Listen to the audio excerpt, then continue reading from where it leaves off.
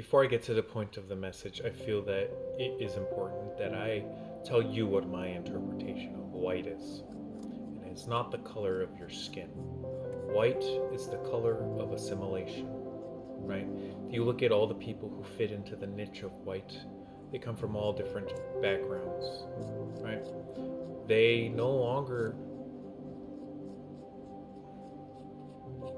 we don't really emphasize where they come from anymore, right? Irish, Scottish, Welsh, German, Austrian, Estonia, wherever they're from, right? White is the color of assimilation. White is the color that is the identity, is the grouping that people accept when they have rejected their heritage, their history, their language, their culture. People who are white are people who have nothing but the color of their skin, or people who see American and white as one and the same. But at the end of the day, right, what is white? There's a lot of people who want to go around on the internet and they want to say white people this, white people that, right? I don't like the term white or the term black because I feel like it categorizes people who have a lot of other differences into one group. It simplifies the complexity of ethnicity, right? Using race, using the way somebody's face looks. So, oh, well, you must be white or you must be black, right? Even in the black community, there is inter-racism with the lighter skinned people and jokes about that.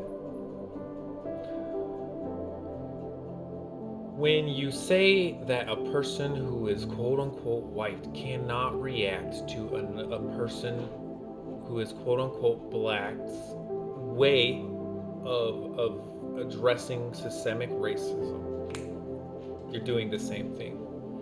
You're saying you don't have a right to respond in this way to this person responding to this system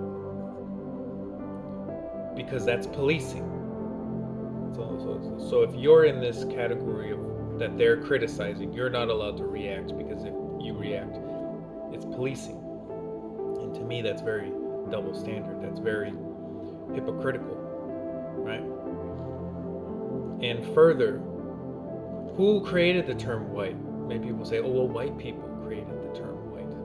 I would say the elite created the term white after Bacon's rebellion to stop the unity of the lesser people, quote unquote lesser people, right? And every time you invoke white, and you know it's going to provoke a reaction, or you don't care whether it provokes a reaction or not, you know that there is this sensitive issue.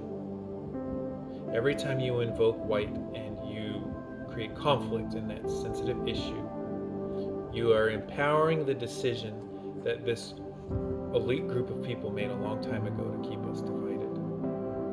And if you really want to address systemic racism, then get into politics, get into advocacy, and spotlight the companies that are the actual bad guys.